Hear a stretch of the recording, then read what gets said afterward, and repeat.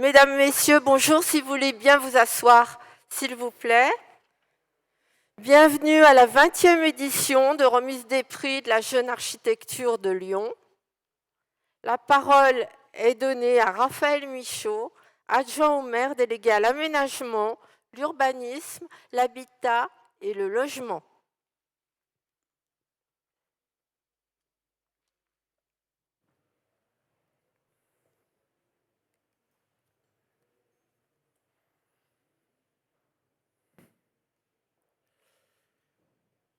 Monsieur le Président du Conseil d'administration de l'ENSAL, Boris Roueff, Mesdames les élus, chers collègues, Mesdames et Messieurs les membres du jury, Mesdames et Messieurs les architectes et professeurs, Mesdames et Messieurs les partenaires, chers étudiants, chers amis, je suis très heureux d'être à vos côtés cet après-midi dans les salons de l'Hôtel de Ville pour remettre ce prix de la jeune architecture.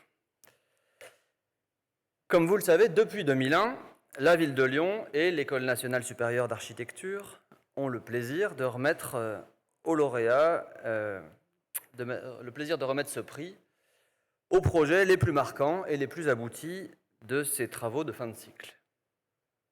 Du coup, je tiens expressément à remercier chaleureusement l'équipe de l'ENSAL, nos partenaires et membres du jury, qui vous remettront les prix qui sont pleinement investis dans leur mission.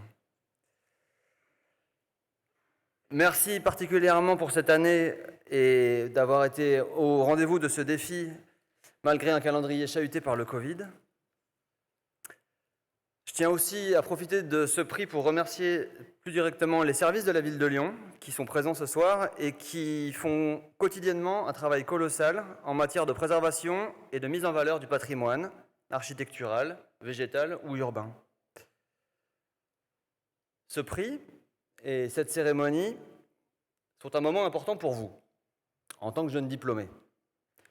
C'est la reconnaissance de votre travail, de votre investissement, de l'énergie et de la créativité que vous avez déployée au service de l'architecture. C'est aussi un temps important qui marque le passage entre l'univers étudiant et le monde professionnel. Une sorte de passage initiatique face au maître d'ouvrage avec qui vous allez travailler tout au long de votre carrière. Et qui, j'espère qu'il sera passionnante au service de la transition écologique. Ce moment, cette cérémonie, est aussi un moment important pour nous, côté Ville de Lyon, élus, mais aussi maîtres d'ouvrage, services techniques, car c'est l'occasion de découvrir des talents qui dessineront la ville de demain, de découvrir particulièrement à travers vos travaux un nouveau regard.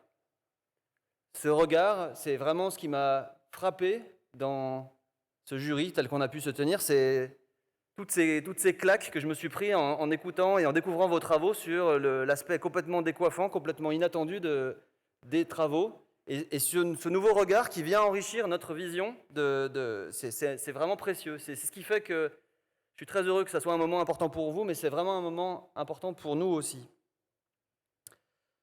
Depuis le début du mandat, la Ville de Lyon est pleinement mobilisée pour faire en sorte que la ville participe de façon explicite à la transition écologique et sociale.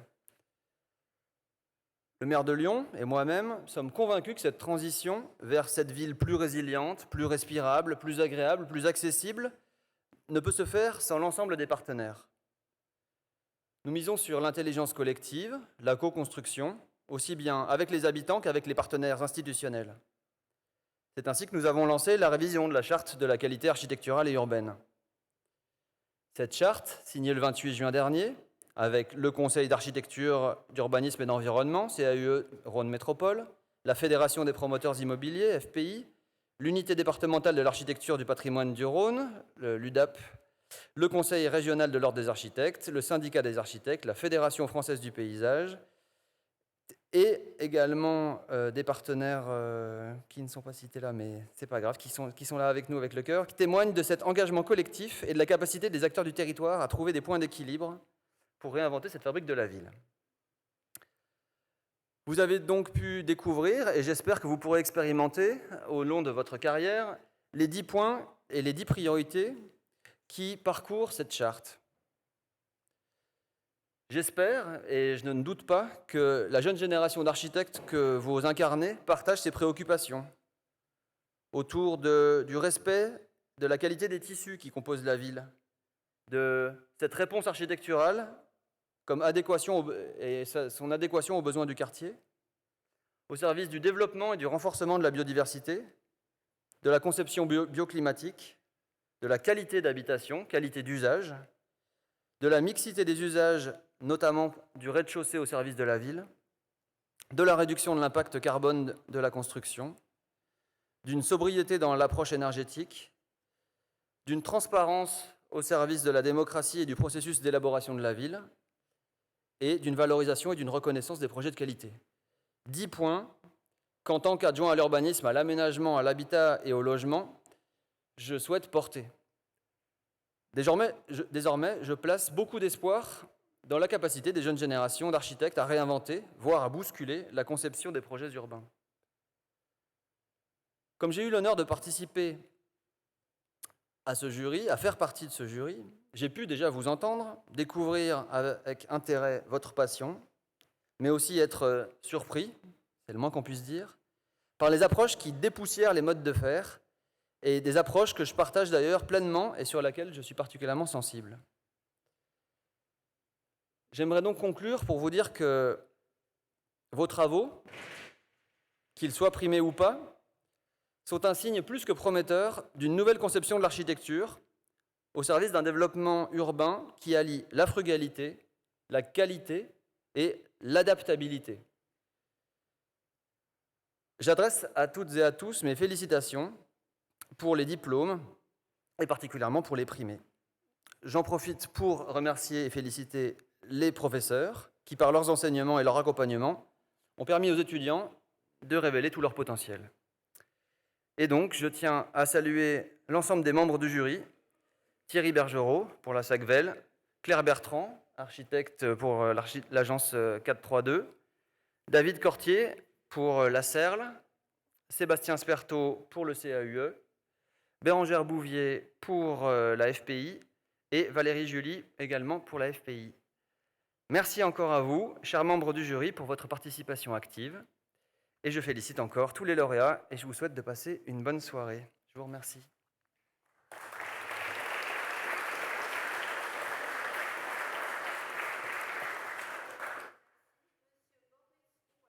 Président du conseil d'administration de l'ENSAL.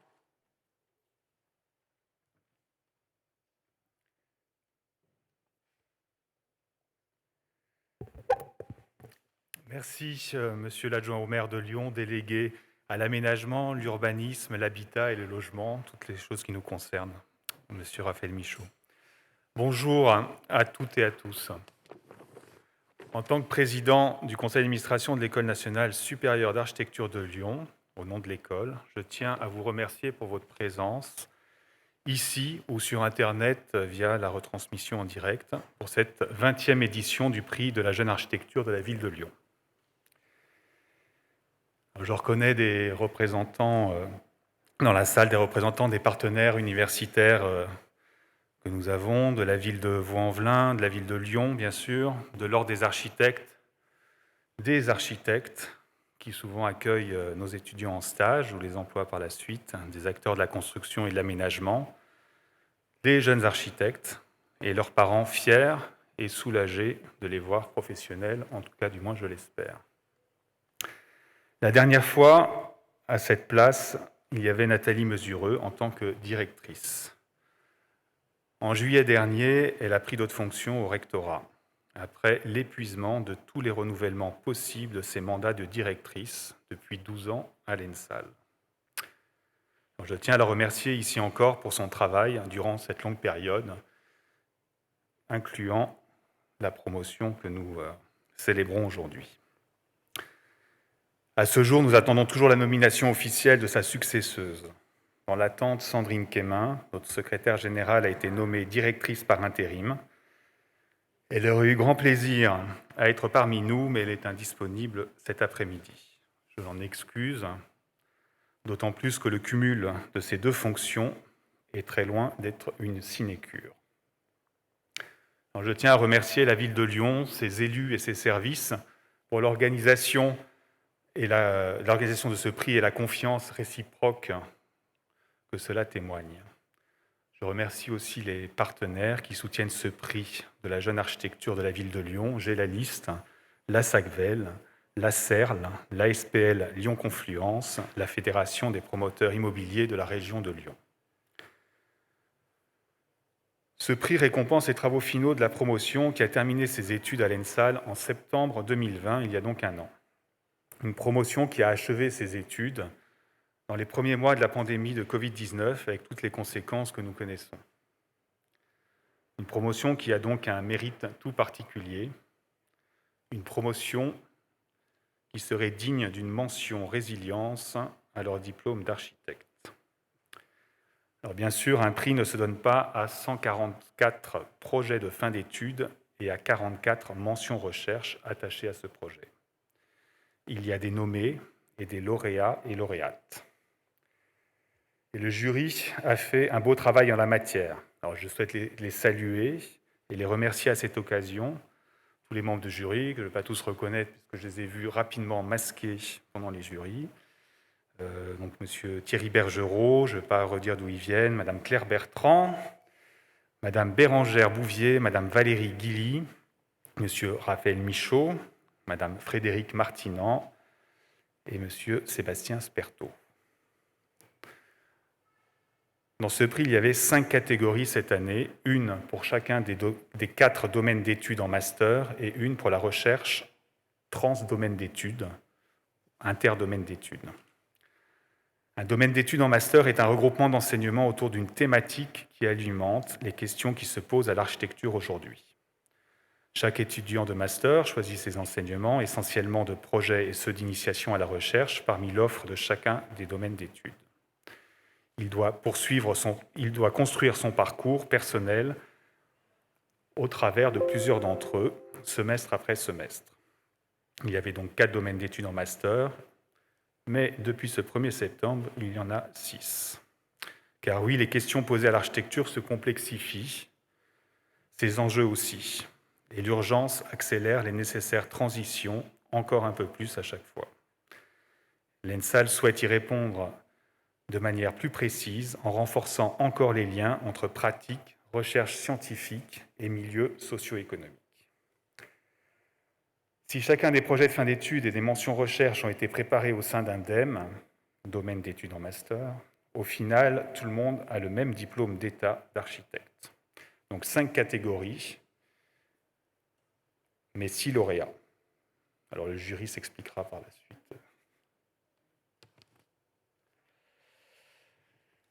Donc on m'a demandé aussi de souligner la qualité de l'encadrement pédagogique des équipes d'enseignants-chercheurs et même leur dévouement. Alors comme moi-même je suis enseignant-chercheur, c'est un peu mal placé, mais vu l'état de fatigue que nous avons en fin d'année, je pense qu'effectivement qu'on se démène tous plus que nécessaire, je ne sais pas, mais en tout cas on se démène tous. Et puis je vais bien sûr remercier les équipes administratives de l'ENSAL, sans qui tout cela ne serait pas possible, l'école ne tiendrait pas.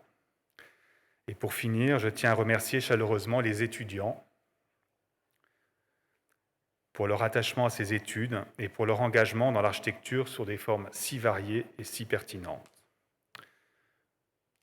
Car oui, ils ont conscience du monde dans lequel nous vivons, de ses problèmes et de ses atouts. Ils sont maintenant de jeunes architectes fin prêts à chercher et à apporter des solutions appropriées, pleinement engagés dans les transitions en cours, porteurs de raison et de beauté pour le monde de demain. Et pour finir,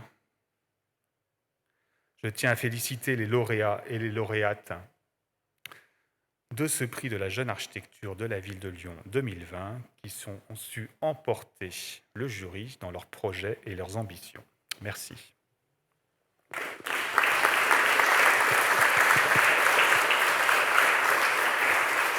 La parole est donnée à Frédéric Martinan, directrice de l'aménagement urbain de la ville de Lyon.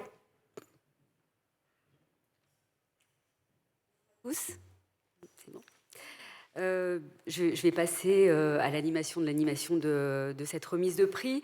Néanmoins, je voulais me joindre à Raphaël Michaud et Boris Roueff pour remercier également l'ensemble des professionnels qui nous font le plaisir ce soir d'assister à ce prix. Donc des architectes, des agences d'architecture bien sûr, des promoteurs, des bailleurs, des aménageurs qui ont fait le déplacement. Et je rappelle que ce prix également a été initié pour faire le trait d'union entre ces jeunes architectes diplômés et ces professionnels. Et c'est pour ça qu'on souhaite le pérenniser aussi. Voilà, donc je vais procéder à la remise, enfin à l'animation de la remise du premier prix, qui est donc dans la catégorie architecture, héritage et durabilité. Donc pour remettre le prix, j'appelle Sébastien Sperto, qui est directeur du CAE Rhône Métropole et qui était membre du jury, un des membres du jury. J'invite également les responsables du domaine d'études de master à rejoindre la scène. Donc François Tran, que j'ai aperçu dans la salle, architecte, maître de conférence. J'appelle aussi la directrice d'études Brigitte Sagnier-Minguet, architecte et maîtresse de conférence. Voilà.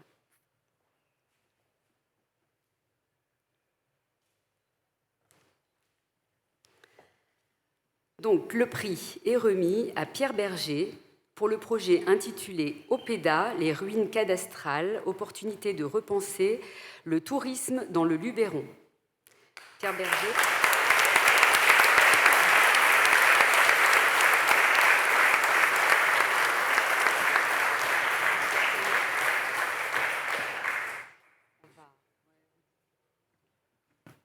Bonjour à tous, merci.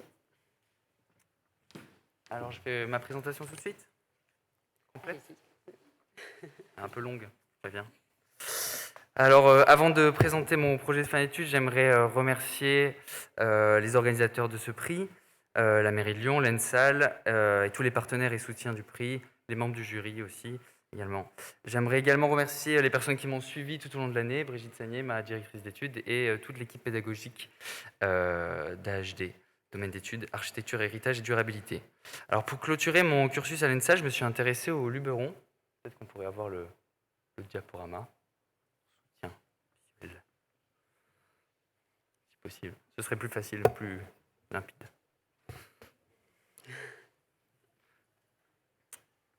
Je me suis intéressé au Luberon, du coup à l'ouest d'Avignon, qui est un territoire paradoxal, victime en quelque sorte de sa réputation de territoire authentique et préservé.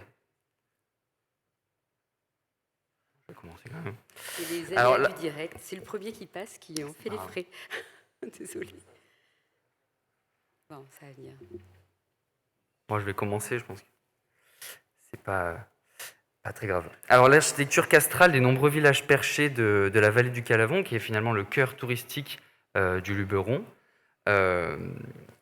domine le paysage et forme une image iconique qui a largement contribué au développement du tourisme de masse au sein de ce territoire. Alors ce tourisme il a provoqué progressivement une banalisation des lieux, leur perte de sens, et a déconstruit paradoxalement l'authenticité qui a fait la réputation du Luberon. Alors il s'agit d'un constat partagé notamment par les habitants qui sont en quelque sorte dépossédés de leur territoire. Il apparaît donc nécessaire d'opérer une transition touristique, ce qu'essaie d'ailleurs de faire le parc naturel régional du Luberon avec l'écriture de sa nouvelle charte en 2021. C'est moi qui ai. Bon.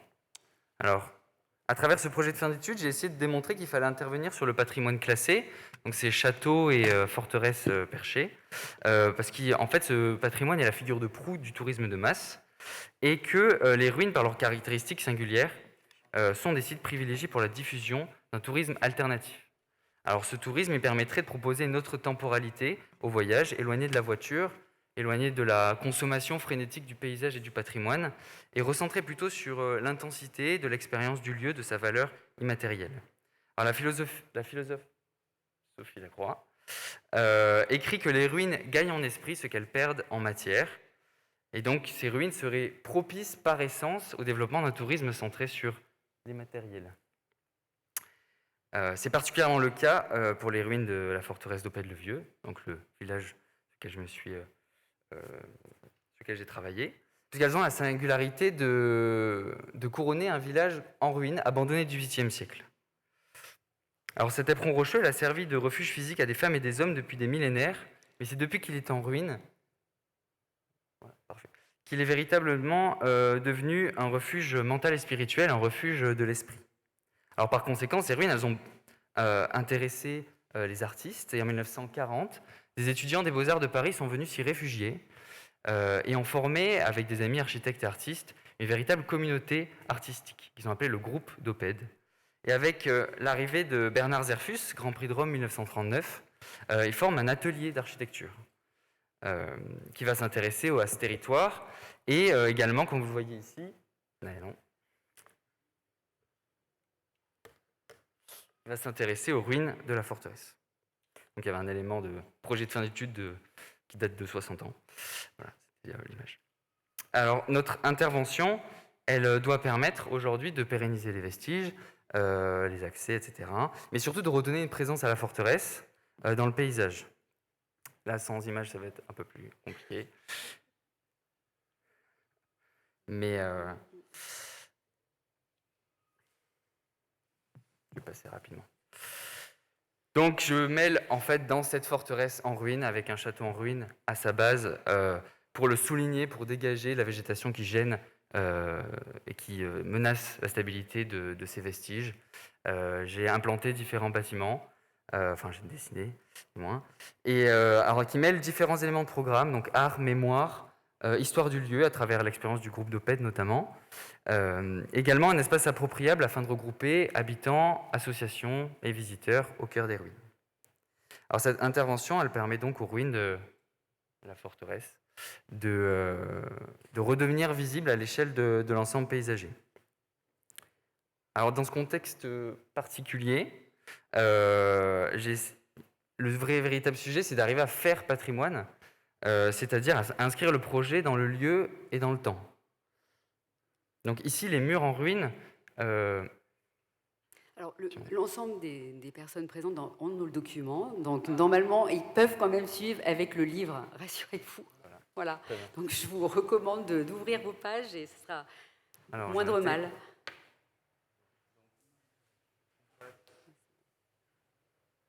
On passe finalement des ruines de la forteresse, donc qui couronnent ce village en ruine, qui sont aujourd'hui complètement inaccessibles, puisque fermés, c'est extrêmement dangereux d'y aller. Mais donc en dégageant tout ça, on permet de leur redonner une place, une présence. Ah, dommage, c'était court. De redonner une présence dans le paysage. Donc je disais que finalement, en fait, les ruines, aujourd'hui, ces murs en ruine ne font plus obstacle à la vue, cadrent le paysage, et ça a été finalement ça qui a initié véritablement le projet, qui a été une ressource, puisque ça a amené un élément spatial qui a été l'invariant de tout le projet, donc qui est cette travée et qui tente d'instaurer durablement un dialogue entre ruines et paysage. Alors ensuite, ce principe il vient s'adapter, comme je disais, en combinant des variations de cet élément. C'est essayer de simplifier la lecture du site, toujours assez compliqué. Avec des matériaux locaux, la pierre qui est issue, extraite dans le village même, à Opède, et qui est un calcaire blanc assez particulier, et un bois extrait à moins de 15 km du site également, préfabriqué afin de minimiser l'impact du chantier.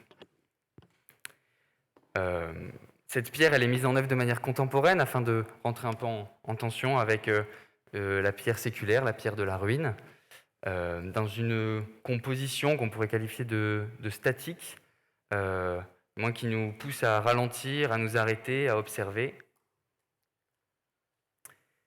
Et avec ces deux tableaux sur la ruine et le paysage, c'est cette enfilade qui sépare les visiteurs les uns les autres, avec ce sol en pierre qui absorbe les pas des visiteurs. Le parcours devient une sorte d'expérience silencieuse et contemplative, et par extension, enfin, expérience du lieu, et par extension, j'espère, une expérience du territoire. Et je finis sur cette citation de Consuelo de Saint-Exupéry, donc l'épouse d'Antoine de Saint-Exupéry et membre actif du groupe d'Opède, qui écrivait en 1941 « Opède doit encore être un refuge ». Merci. Je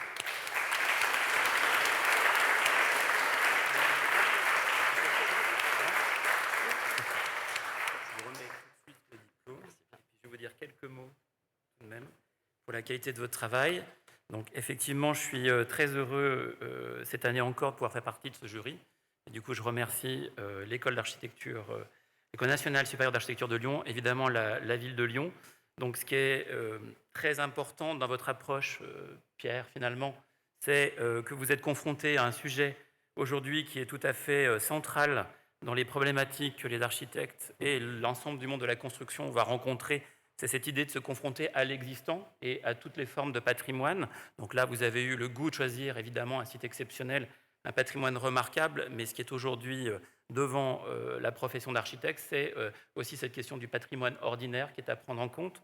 Donc dans votre approche, il y a un certain nombre de notions que vous avez soulevées, moi qui me semblent extrêmement importantes. Vous avez parlé par exemple de l'urgence, mais de l'urgence à apprendre finalement, à connaître pour pouvoir agir le plus justement possible. Donc aujourd'hui, on parle d'urgence climatique, on parle d'urgence à agir, et ça c'est fondamental dans votre relation à la façon de voir l'architecture, les paysages, l'environnement, parce que lorsque vous parlez de l'architecture, vous parlez du temps, et c'est quelque chose aussi aujourd'hui que l'on a de moins en moins. Donc cette question de prendre le temps pour lire l'environnement est quelque chose d'essentiel, et l'urgence aussi de comprendre en fait pour pouvoir demain encore mieux agir.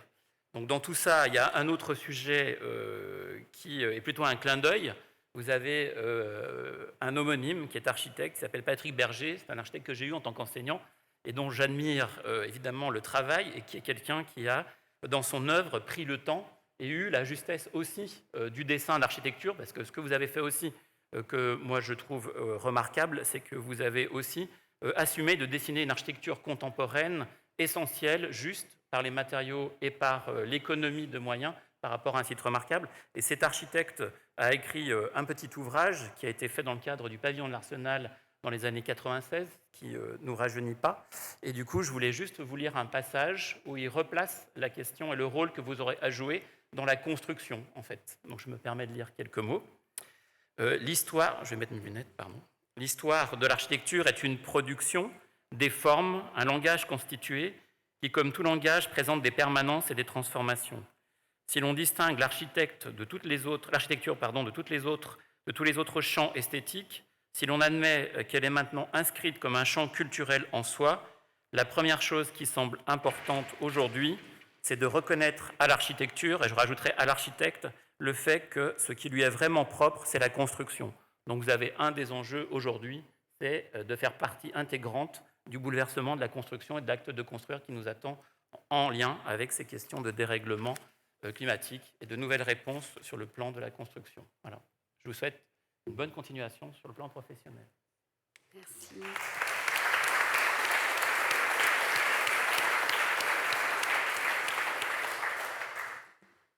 Alors, on laisse le temps pour 2-3 photos.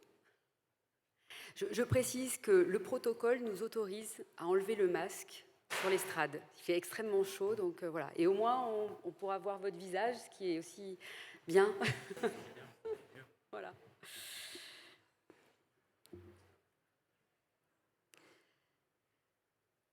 Bon, merci. Merci encore. Merci.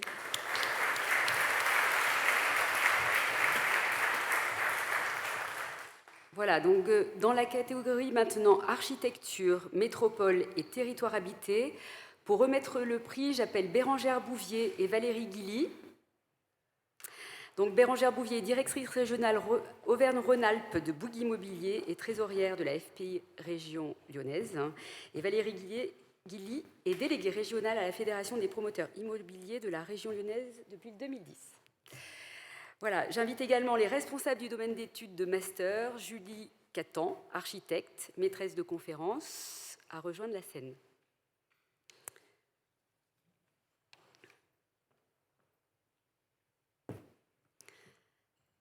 Donc ce prix, exceptionnellement, est remis, enfin exceptionnellement, non, pas exceptionnellement, parce que le travail a été fait par deux jeunes architectes, est remis donc à deux architectes, Daisy Rosan et Gabriel Bell, pour leur projet intitulé « La Vérune, faire avec le paysage ».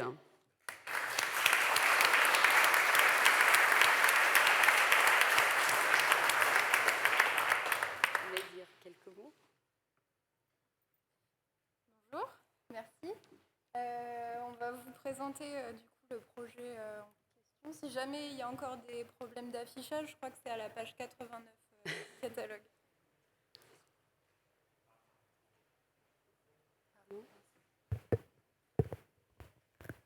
Alors le projet, c'est un projet qui se situe sur la métropole de Montpellier. Et on a choisi en fait de s'écarter un peu de la ville dense. Voilà. Et donc comme vous pouvez le voir, on est sur une plaine agricole. Donc on est toujours dans la métropole, mais en fait on est presque en zone rurale. On est en campagne, dans une petite commune qui s'appelle La Vérune. Et on a choisi cette commune, de travailler sur cette commune, parce qu'elle a un rapport à ses limites qui est assez intéressant. Et en fait, cette commune, elle est bouleversée parce qu'il y a l'arrivée du tram qui arrive. C'est un petit bourg de 3000 habitants. Et le tram fait que tout le projet urbain, la commune, mais aussi le nombre de logements est remis en question. Et c'est ce qui a fait, on va dire, un petit peu l'objet de notre travail. Et c'est aussi, en fait, ce qui nous intéressait, c'était de travailler sur les limites de la ville, où s'arrête la ville, et le lien entre la ville et aussi ce qui l'entoure. Alors, dans le cadre de notre domaine d'études, on a travaillé un projet qui traverse les échelles. On a commencé avec un projet de territoire pour après s'intéresser à la ville donc, de La Vérune, puis sur le travail sur un quartier et enfin un projet architectural. 3 thématiques qui nous importaient beaucoup ont traversé ces échelles. La question de la ressource de l'eau, qui est très problématique dans ces territoires, l'évolution de l'agriculture et la question de l'urbanisme. Et l'idée étant de trouver des synergies entre ces 3 choses qui, aujourd'hui, ont tendance à s'opposer et à entrer en conflit.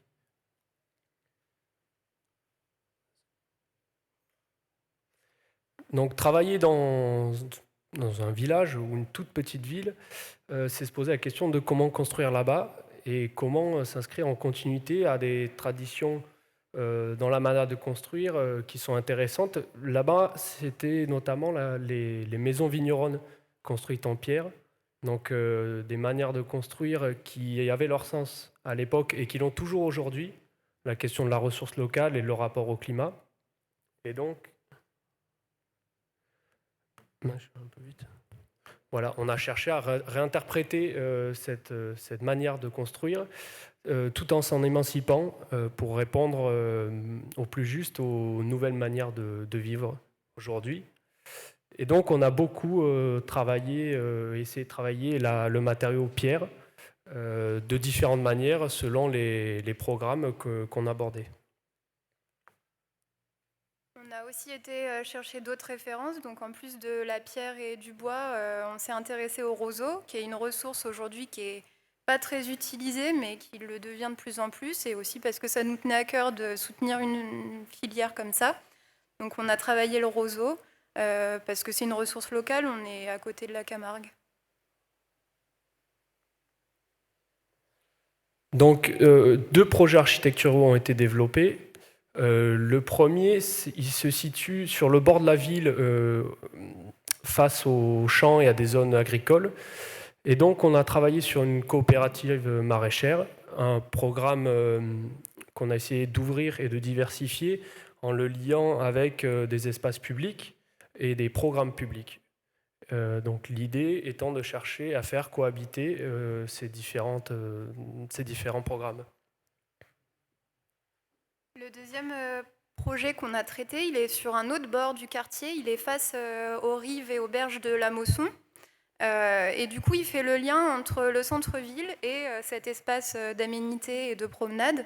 Et du coup, là, on a plutôt traité des logements et l'espace public à travers de venelles, du coup, très plantées, qui permettaient aussi de régler des questions de réchauffement climatique et de tempérer, en fait, un nouveau quartier. Donc avec le travail de l'espace public très planté, voilà. Voilà, donc ça a été un projet qui reflète nos engagements et qu'en fait qui sont très proches de ce qui a été dit tout à l'heure par monsieur l'adjoint à l'urbanisme, je crois. Voilà, pour une manière de construire peut-être plus raisonnée et plus frugale. Voilà, merci. Merci.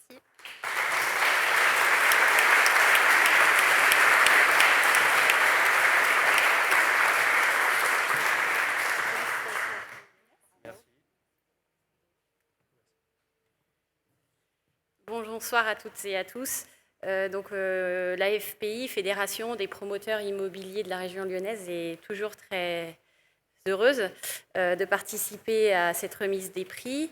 Pour ma part, c'était la première fois que j'assistais à ce jury et ça a été une expérience formidable d'être à la rencontre des étudiants, de leurs idées, vous le disiez, qui bouleversent, en tout cas qui donnent à réfléchir et ensuite à agir ensemble. Et puis également les échanges qu'on a pu avoir dans le jury, c'était intéressant. Bravo du coup pour ce projet. Ce qui est intéressant avec ce projet et ce master, c'est qu'en fait, il interroge vraiment le rapport de l'homme avec ses territoires et du coup de l'impact de l'homme sur le territoire. Et quand il s'agit de construire, d'aménager des territoires, forcément, cette empreinte de l'homme est importante et a des conséquences. Et donc, vous, à toutes les échelles, vous avez pu nous montrer à quel point il était possible de réconcilier tout ça et de trouver des solutions pour que, il y ait la métropolisation, par exemple, mais l'urbanisation et l'artificialisation des sols pouvaient avoir des impacts importants, mais on pouvait trouver des solutions qui avaient du sens sur les territoires. Voilà. Et puis, du coup, ce projet, il est particulièrement exemplaire sur l'utilisation, de tirer parti finalement d'un site, de ses atouts, de ses ressources naturelles, locales, et d'en faire un projet tout à fait moderne, confortable et adapté aux usages d'aujourd'hui. Donc voilà, je pense que c'est ça qui a séduit le jury. Et pour terminer sur une touche liée à la Fédération des promoteurs immobiliers, on a vraiment la conviction que les beaux projets, les grands projets, les projets exemplaires se font avec un niveau d'échange, de dialogue entre les architectes et les maîtres d'ouvrage. Et voilà, j'espère que nous aurons l'occasion d'avoir ce genre d'échange entre nous pour co-construire de beaux projets. Et voilà, donc je vous souhaite bonne continuation.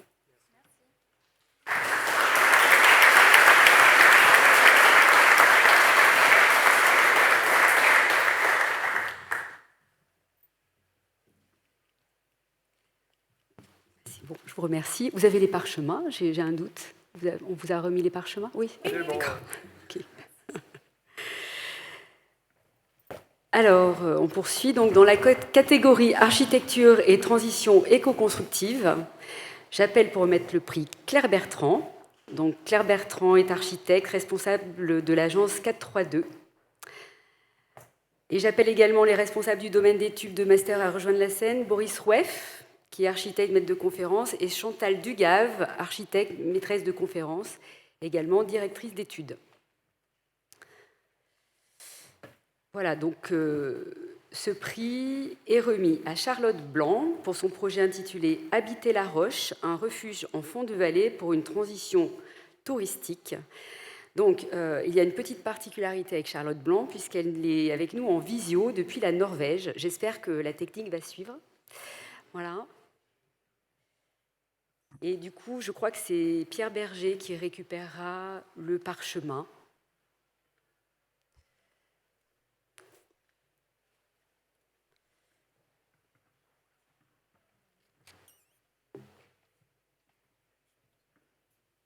Bonjour, est-ce que vous m'entendez?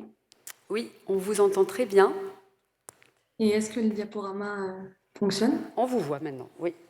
Parfait.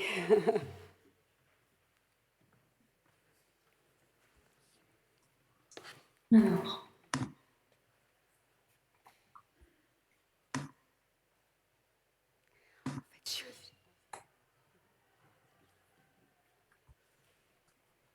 Voilà, c'est tout bon pour vous? C'est tout bon pour nous, on vous écoute. On a également les images sous les yeux de votre projet. Très bien. Donc, bonjour à toutes et à tous. Donc, j'ai pas l'honneur d'être avec vous ce soir. Je suis actuellement à Trondheim, en Norvège, où je reste 1 an pour finir mes études d'ingénierie, puisque j'effectue un double diplôme avec l'École centrale de Lyon. Alors, comme vous pouvez le voir sur la photo, les montagnes norvégiennes sont très très belles, mais je vais plutôt vous parler des montagnes françaises, et notamment de la vallée de l'Arve, pour faire un petit retour sur mon projet de fin d'études. L'idée du projet du PFE, c'était vraiment d'exposer à travers le projet une posture architecturale et des convictions personnelles. Mon projet avait d'une part pour vocation de développer le cyclotourisme, donc c'est un tourisme doux qui s'oppose au tourisme de masse, où les visiteurs prennent le temps de voyager, de se déplacer, que ce soit à la fois à pied, mais également en vélo, pour découvrir une nouvelle façon d'arpenter la vallée. Je pense d'ailleurs qu'en ces temps de Covid, ce genre de tourisme doux et de proximité peut vraiment être amené à se développer. Le projet il visait également à montrer que certains programmes, comme les stations d'épuration par exemple, sont vraiment de réels projets d'architecture à part entière. Il me paraît fondamental de ne pas réduire ces équipements à leur seule fonction d'infrastructure, mais aussi de leur donner une pleine dimension architecturale, paysagère et même urbaine, voire également, pourquoi pas, une dimension pédagogique. Enfin, le projet ainsi conçu et dessiné visait à trouver et à exposer un juste équilibre, une sorte de juste mesure entre la nature, le naturel, et l'anthropique, le construit. Il se veut vraiment en symbiose avec le paysage environnant et vraiment discret dans le paysage.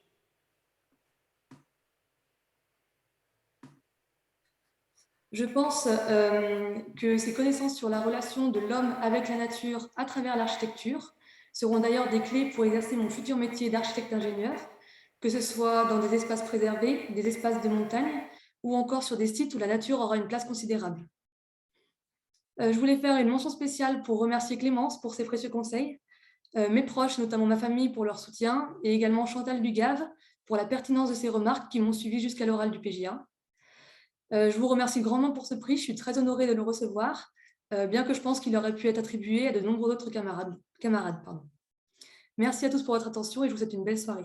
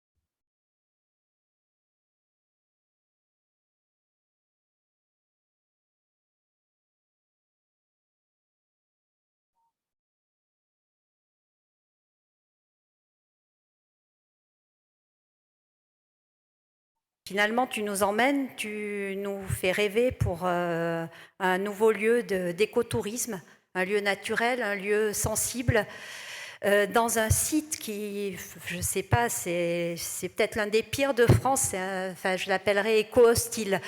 On a l'autoroute de Chamonix. Il y a des camions, je pense que c'est l'endroit le plus étroit de la vallée, donc je ne sais même pas si le soleil arrive à descendre jusqu'en bas. Et toi, tu as réussi à en faire un lieu ouvert, joyeux, et on avait tous envie de prendre nos vélos et puis d'aller passer une soirée ou un week-end dans ce lieu-là. Puis le deuxième paradoxe que je trouve que tu réussis à travailler, c'est une architecture forte, rigoureuse, un jeu de barrettes qui vient s'inscrire dans un paysage qui est plutôt doux, avec des courbes de niveau, un paysage d'alpage. Et tu viens t'inscrire de manière assez brutale. Alors on le voit plus sur les images. Dans la coupe, en fait, on voit toute la richesse de ton imprégnation de la topographie. Tu viens de profiter des anfractuosités de la roche, des anciennes carrières, parce que j'ai oublié de le dire, ce site est aussi une ancienne carrière désaffectée et abandonnée.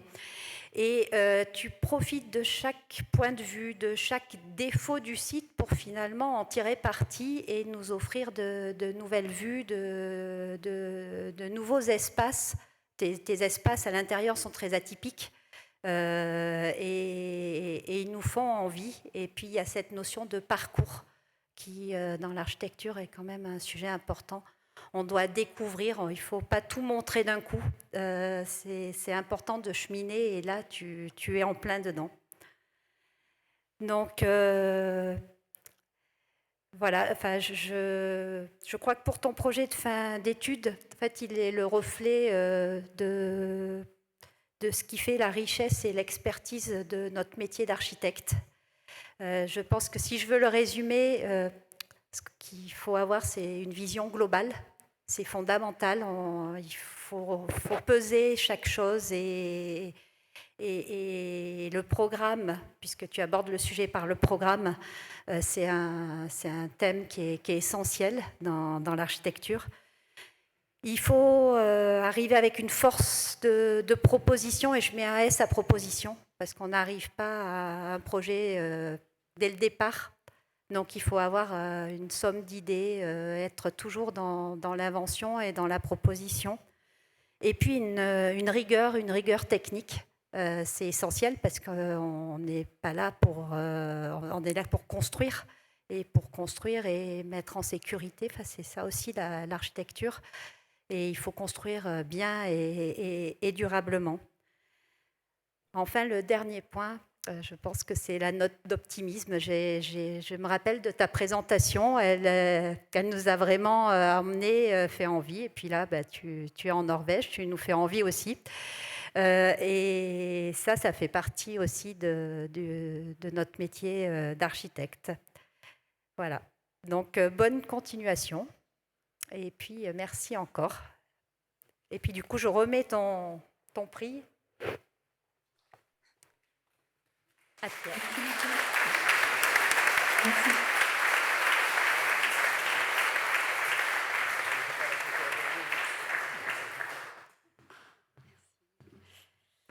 Merci. Alors, on poursuit donc dans la catégorie architecture, alternative, stratégie et pratiques émergentes. Pour remettre le prix, j'appelle Thierry Bergerot, qui est directeur général de la SACVEL. Voilà. Donc le prix est remis à Justine Hôtelier et Meriem Touati pour leur projet intitulé Les Minguettes, cité balnéaire.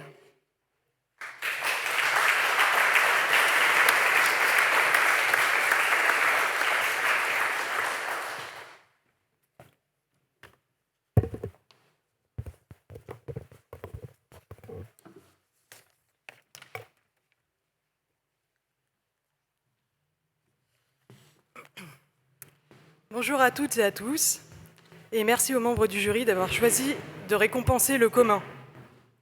Le commun résume l'histoire de ce projet de fin d'études. Il raconte notre aventure à Meriem et à moi. Mais c'est le commun dans ce lieu à la marge que sont les Minguettes à Vénissieux qui nous a occupés. Territoire enclavé, les Minguettes jouissent d'une réputation construite sur la base des échecs et de la dureté des quartiers qui les habitent. Pourtant, c'est en chasseuse de trésors que nous y avons découvert des lieux riches, poétiques et où il y fait bon vivre. Et s'il s'agit toujours d'un territoire qui sait accueillir du collectif, comment peut-on s'en contenter quand pour vivre ensemble, c'est du commun qu'il faut créer ? Aux Minguettes, nous avons rencontré des habitants, investis et engagés dans leur quartier, avec une conscience de leur territoire qui dépasse les analyses architecturales et urbaines. À leur côté, et accompagnés par l'équipe politique de la ville, par les architectes des schémas directeurs, par nos enseignants et nos camarades, nous avons souhaité développer un projet d'interaction, dans lequel chacun aurait un rôle à jouer. Développer une démarche alternative du projet a été synonyme d'une expérimentation libre des outils mis à la disposition de l'architecte. Si le trait de dessin est l'essence de notre dictionnaire spatial, produire de l'architecture en utilisant la vidéo, réfléchir au projet en écrivant son histoire à travers les yeux d'un de ses jeunes habitants, mettre en scène notre parcours du site en investissant l'école avec une scénographie, ont été des moyens de transmission efficaces du projet d'architecture, car ils rapprochent le site de celui qui l'observe. Et ils nous offrent à nous, architectes, la possibilité de penser la démarche projet de manière singulière. L'enjeu de ce diplôme a toujours été de rendre visibles les potentiels nombreux des Minguettes, en soulevant vos imaginaires. Pour nous, c'est aussi ça, réhabiliter au quotidien. C'est dire qu'on a pris conscience des lacunes et des forces d'un territoire. Les Minguettes sont un formidable terrain de jeu, une plage abondante de ressources qui nous a offert de nombreux possibles. Son architecture peut, nous en sommes certaines, trouver sa place et réussir sa greffe avec le reste du territoire. Les Minguettes cité balnéaire reposent sur le changement de représentation nécessaire au réenchantement de ce territoire. On laisse aux habitants nos possibles en espérant que la graine prendra et qu'ils s'en saisiront pour en faire la leur, avec autant de plaisir et d'envie que nous l'avons fait. L'architecture peut rendre de la dignité aux habitants d'un territoire à la marge. Elle peut bouleverser un quotidien avec un lampadaire, un banc ou un parasol, nous en sommes convaincus. Alors nous continuerons à être optimistes, joyeux et concernés quand il sera question de défendre notre discipline. Développer des démarches du commun en mettant l'ensemble des acteurs d'un site autour de la table du projet nous anime et nous convainc de la force pédagogique et prospective de l'architecture. Il ne nous reste plus qu'à regarder sereinement demain, en pensant à remercier nos proches et nos familles qui nous ont aidés, accompagnés et encouragés tout au long de ce joli morceau de vie partagé. Parmi eux, notre promo, sans laquelle rien n'aurait été pareil. Et également un grand merci à toute l'équipe de l'ENSAL. À William et Gilles, nos directeurs d'études, nous aimerions leur dire que si nous les avons remerciés plusieurs fois, nous avons rarement eu l'occasion de leur dire que faire de l'architecture une joie et une fête permanente est ce que nous leur envions, ce à quoi Justine et moi nous aspirons. Merci. Merci.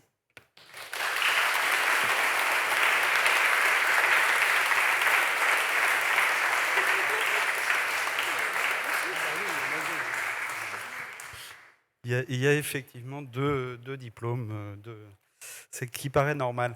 Moi, je vais dire les quelques mots et je voudrais revenir très rapidement, comme les autres membres du jury, sur l'importance que revêt ce genre de prix. On est tous au niveau du jury issus d'horizons divers et variés, moi en tant que bailleur, d'autres en tant qu'architecte, et c'est cette richesse-là qui est importante et c'est la lecture de vos projets qui nous a enrichis avec des prismes différents.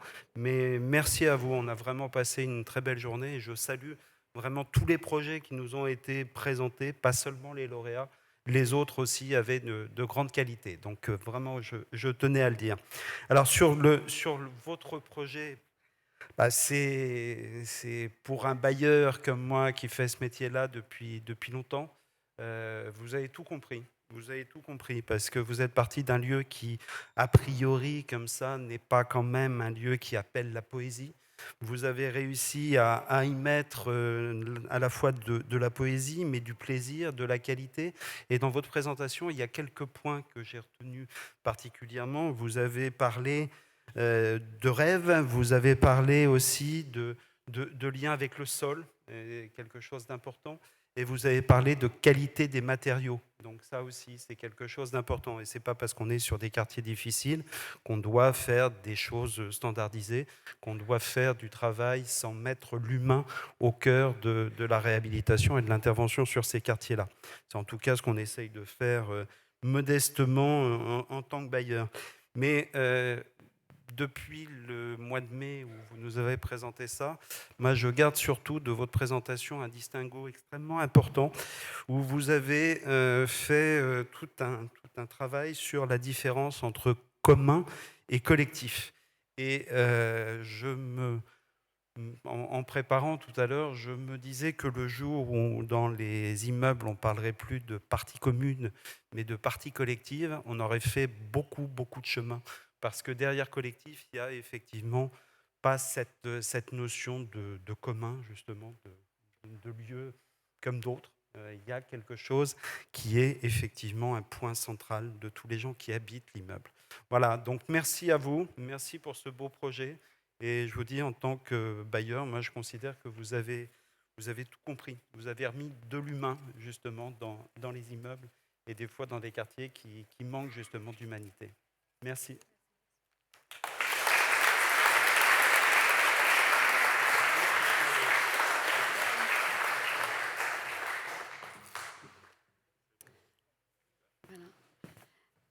Donc on arrive un peu presque à la fin de cette cérémonie. On va donc remettre les derniers prix.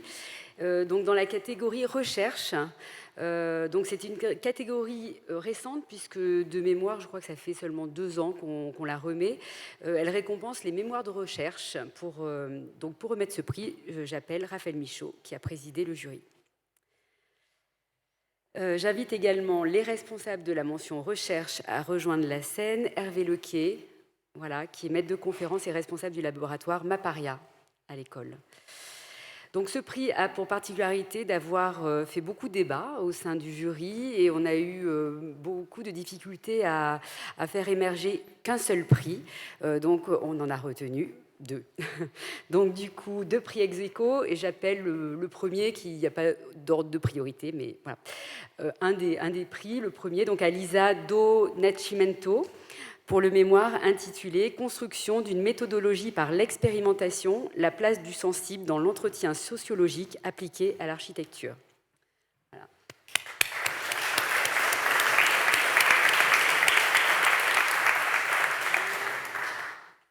Bonjour à tous. La recherche a alimenté mon travail tout au long de mon parcours à l'ENSAL. Ma réflexion a cheminé par différentes étapes, donc du mémoire à la mention recherche, en passant par un stage au LOR et en s'achevant par le PFE. Et donc tous ces éléments se sont interconnectés et se sont enrichis mutuellement. Donc ce parcours de... Ce parcours de recherche m'a fait prendre conscience de la valeur ajoutée de la recherche dans la pratique de l'architecture, puisque la recherche peut apporter d'une part une assise théorique forte au projet d'architecture, mais aussi une dimension plus humaine et sensible, en particulier en s'intéressant au vécu des usagers. Comment s'en approprier en tant qu'architecte ? C'est un peu pour répondre à cette question que je me suis penchée sur les méthodologies sensibles et j'ai choisi l'hospitalité comme angle d'attaque. Et donc, tout a commencé quand j'ai travaillé sur l'hébergement citoyen de migrants, pour mon mémoire de master. J'ai mis ma casquette de sociologue en herbe et j'ai mené mes premiers entretiens semi-directifs avec des hébergeurs lyonnais. Donc, j'ai complété mes entretiens aussi avec des outils d'architectes comme le dessin, le parcours commenté, l'observation et la photographie. Plus tard, je me suis intéressée au sonore et à l'écoute réactivée via mon stage au LOR, un laboratoire de recherche de l'école d'architecture, en partenariat avec l'ALCA, qui est un collectif d'artistes et d'architectes, qui travaillaient ensemble sur les bains-douches de Gerland. Et donc j'ai travaillé sur la conception d'un nouveau prototype de cabine d'écoute sonore, qui pourrait aussi servir d'outil à la conduite d'entretien avec des usagers des bains-douches, basé sur l'écoute des ambiances de ce bâtiment très particulier. Et le contexte de ce stage m'a permis d'enrichir mes connaissances sur la place des ambiances sonores en architecture et de développer ma réflexion sur l'hospitalité à l'échelle urbaine.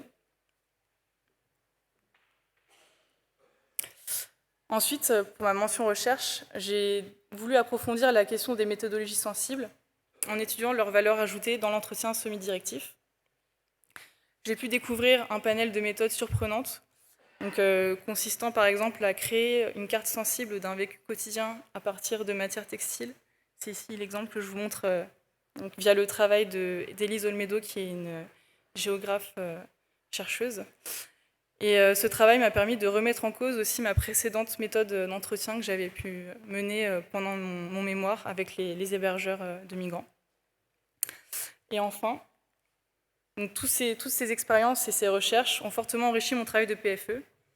J'ai travaillé sur un programme qui répond aux enjeux spécifiques d'un quartier sensible à Cluses, dans la vallée de l'Arbre, mais en allant au-delà et en ciblant plus largement les personnes en situation précaire. Et ce programme intègre justement des bains-douches, donc des usages liés aux soins, mais aussi des fonctions plus valorisantes qui favorisent la diversité des usages et les rencontres. Et donc j'ai souhaité approfondir la question de l'hospitalité par le prisme de l'eau en proposant un projet de bain-douche de demain, dépassant la seule fonction de l'hygiène pour offrir du bien-être, du soin et du lien social à ceux qui en ont besoin. Donc la boucle est bouclée, mais pas vraiment, puisque je continue aujourd'hui à développer des méthodes d'entretien et d'ateliers participatifs avec les usagers dans le cadre de mon métier de programmiste. Donc j'en profite pour faire un petit clin d'œil à Flores, l'agence dans laquelle je travaille depuis 1 an. Et pour finir, donc, je remercie l'ensemble des membres du jury et les personnes qui ont organisé cette remise des prix. Et je souhaite remercier toutes les personnes qui m'ont soutenue tout au long de mon parcours à l'ENSAL. Donc d'abord mes professeurs et en particulier ceux qui m'ont suivi pendant mes recherches, Nadine Rodil, Marie-Kenza Bouadou, Cécile Regnault et Chantal Dugave. Je remercie aussi l'équipe du collectif l'ALCA pour m'avoir partagé leur vision de la recherche-action. Et enfin, je remercie ma famille qui m'a toujours soutenue pendant mon double cursus en ingénieur architecte et qui a su me remonter le moral au moment où j'en avais besoin. Merci.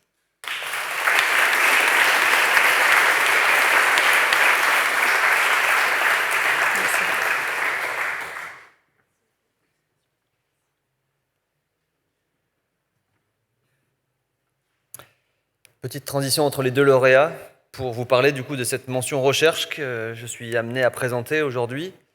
Je ne suis pas architecte, donc forcément, de la recherche en architecture, je me suis dit que j'allais partir sur une catégorie assez aride au départ. Et j'ai eu la très bonne surprise de trouver des solutions qui soient à la fois graphiques, à la fois explicites et qui parlent de mon quotidien d'élu aussi, à travers les bains-douches de Gerland, à travers d'autres exemples qui sont également lyonnais et qui permet que, oui, peut-être parfois, cette catégorie ou cette recherche appelle des solutions qui sont peut-être moins opérationnelles, moins visuelles, moins intuitives.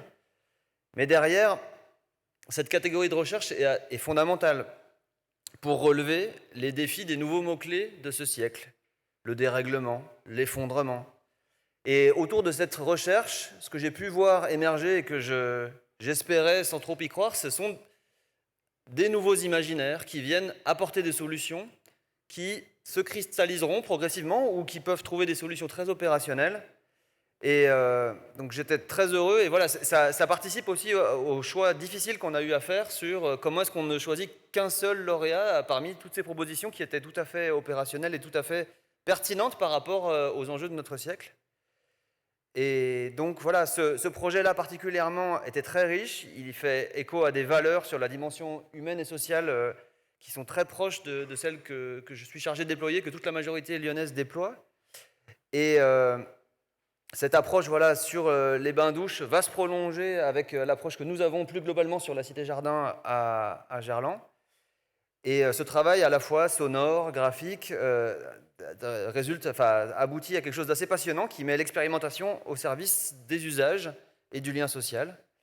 Du coup, encore une fois, félicitations et tous mes vœux de réussite.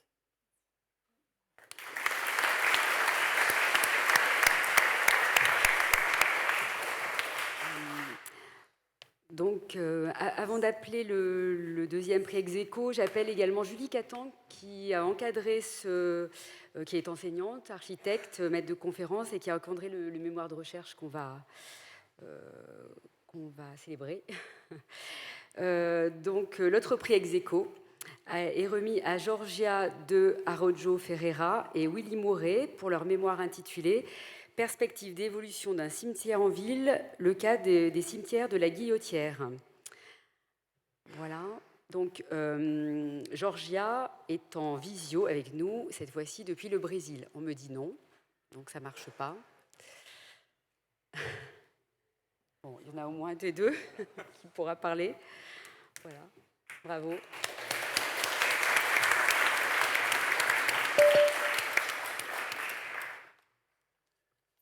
Donc, bonjour à tous, nous sommes Georgia de Araujo Ferreira et Willy Mouret, sommes colauréats de cette catégorie recherche. Donc normalement, Georgia est en visio avec nous, mais du coup en direct du Brésil, je ne sais pas si on l'entend. Elle est là. Très bien. Et on souhaitait rapidement vous faire part du contexte dans lequel notre travail s'est construit durant cette année de recherche. Georgia, si tu nous... Oui. C'est bon, c'est à toi. Je ne sais pas si elle nous entend. Georgia? Oui. Tu nous entends ou pas? Oui, je vous entends. Vous m'entendez? Oui, oui, on t'entend bien. Et c'est à toi, sauf si tu veux. Non, je dois attendre lui. J'ai commencé. C'est bon? Oui, oui. Ok. Pour nous, l'architecture est un langage. C'est une manière audacieuse de traduire les pensées.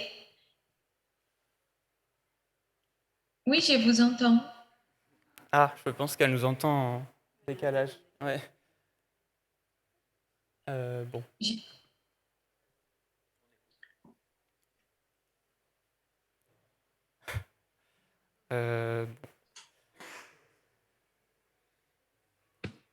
Non.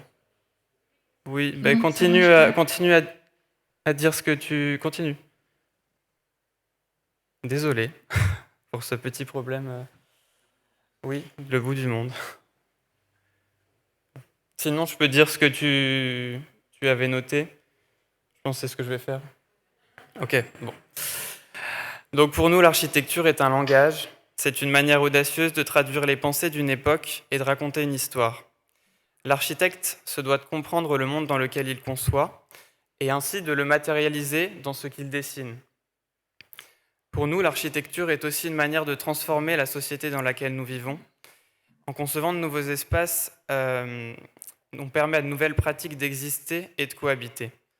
C'est pourquoi nous avons choisi de travailler sur le cimetière, un espace qui finalement évolue très peu, à la fois dans sa forme, mais aussi dans ses usages. Donc nous avons travaillé sur les 2 cimetières de la Guillotière, qui sont à proximité du parc Blandan, et notamment sur cette question du rapport entre un espace dédié à la vie confronté à un espace dédié à la mort. Donc au cours de notre travail, nous avons été mis au défi de transformer notre regard sur ces espaces dédiés à la mort et au manque. Nous avons dû apprendre à remettre en question des pratiques, à valoriser des traditions et à créer des expériences capables de redéfinir des moments de douleur. Ce travail fut un grand apprentissage personnel et professionnel. Il nous a permis de comprendre plus profondément quelle pouvait être la beauté et la sensibilité de l'architecture. À travers une recherche par le projet, nous avons d'ailleurs pu mettre en évidence plusieurs thématiques comme la notion de parcours, la notion de seuil, de limite, de matérialité, d'individu, de collectif, des notions que nous devons faire face aujourd'hui dans notre profession tous les jours. Et nous tenions à faire un rapide retour sur l'expérience de travailler en binôme, puisque notre travail aurait été bien différent si nous n'avions pas travaillé ensemble avec Georgia. Il est finalement le produit de longs échanges et de discussions au sujet de nos personnalités, des valeurs et des cultures que nous partagions ou non, et qui ont nourri énormément de débats et parfois des sujets un petit peu contradictoires. Donc, premièrement, nous tenions à remercier la ville de Lyon pour la création du concours, ainsi que le jury pour la sensibilité avec laquelle il a regardé notre thème. Nous remercions également l'École nationale supérieure d'architecture de Lyon pour avoir valorisé notre travail, Julie Catan pour avoir guidé notre recherche, et les enseignants nous ayant accompagnés tout au long de ce chemin. Enfin, nous tenions également à remercier notre famille et nos amis, puisque sans leur soutien, nous n'aurions jamais eu l'occasion de recevoir ce prix aujourd'hui. Et enfin, pour terminer, au-delà de ce travail académique, cette année a été pour nous l'occasion de nous construire personnellement face à cette épreuve de la mort et du deuil. Et ce jour est aujourd'hui un petit peu particulier pour moi, puisque ça fait aujourd'hui 1 an que ma grand-mère est décédée. Et ce travail nous a vraiment, en tout cas m'a vraiment permis dans les derniers moments et par la suite de pouvoir avoir un impact et de partager quelques moments encore avec elle auxquels j'aurais pas eu forcément conscience. Donc voilà, je tenais à vous remercier pour tout ça.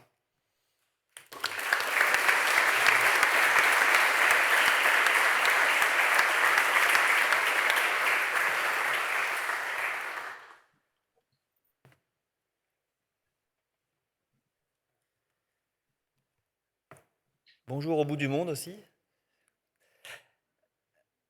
J'ai effectivement beaucoup d'honneur et beaucoup d'émotions à remettre ce prix qui correspond à cette complémentarité entre ces deux prix et notamment ce travail d'exploration, ce projet intime, comme vous l'exposiez, qui explore des notions de deuil, bien sûr, mais aussi de seuil, de parcours, d'articulation entre l'individuel et le collectif. Moi, j'ai été vraiment extrêmement touché par ce travail extrêmement sensible sur que veut dire le recueillement, que veut dire le seuil et cette impression de passer d'un lieu de cette ville qui grouille à ce lieu de silence et de quiétude que représentent les cimetières. Donc, vraiment, j'ai été assez impressionné par cette volonté de changer les codes et pour autant de respecter la mémoire du lieu. Ce projet m'a tellement parlé que j'ai glissé les supports à notre adjoint à la biodiversité et au cimetière, à Nicolas Husson, qui s'est empressé de le retranscrire à ses services, puisque finalement, en tant qu'adjoint à la biodiversité et à la nature en ville, il était porteur d'un projet pour le cimetière. Et nous avons déjà commencé à réinterroger les usages dans le respect des traditions, dans le respect des pratiques, dans le respect de ce deuil, avec la création d'un refuge de biodiversité dans le cimetière de la Guillotière. Et demain, une envie d'améliorer la circulation entre ce nouveau cimetière de la Guillotière et cet ancien cimetière, la question des cheminements qui pouvaient traverser la ville et qui pouvaient, dans l'autre sens, relier les deux cimetières. Et donc, une fois de plus, je me réjouis de savoir que les préoccupations de la ville de Lyon trouvent des échos et trouvent des solutions dans des travaux qui semblent être des travaux purement de recherche, mais qui vont sûrement pouvoir inspirer les concepteurs et inspirer la ville de Lyon dans la réponse aux besoins des citoyens. Félicitations à vous deux pour ce travail de grande qualité.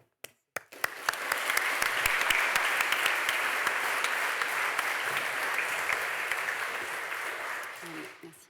Alors j'invite maintenant tous les lauréats et les membres du jury à montrer sur la scène. Il va y avoir une photo.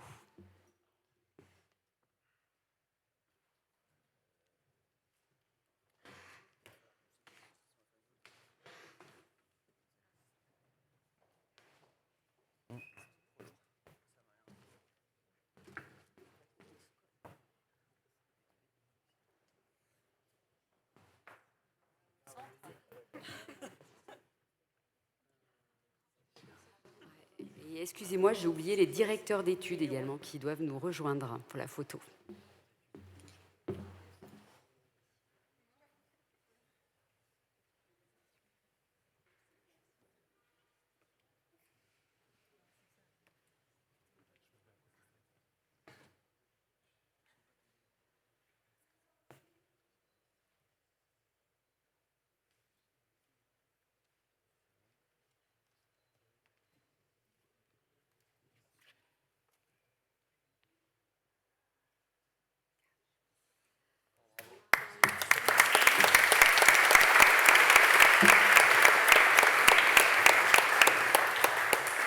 Voilà, on vous invite maintenant à un moment convivial qui se passe au rez-de-chaussée du bâtiment, de ce beau bâtiment qui est magnifique. Voilà.